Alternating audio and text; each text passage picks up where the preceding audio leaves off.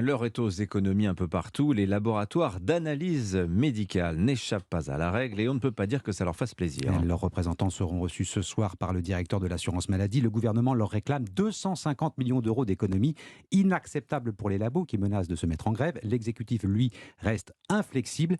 Il estime qu'ils ont largement profité de la crise sanitaire. Ils peuvent bien faire des efforts aujourd'hui, Yasmina Katou.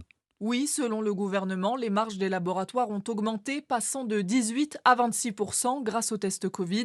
Mais ces bénéfices ne prennent pas en compte les investissements, notamment pour répondre à la forte demande pendant la crise, explique Alain Lemeur, président de l'Alliance pour la biologie médicale. On investit à peu près 10% de notre chiffre d'affaires. D'ailleurs, on l'a montré dans la crise du Covid.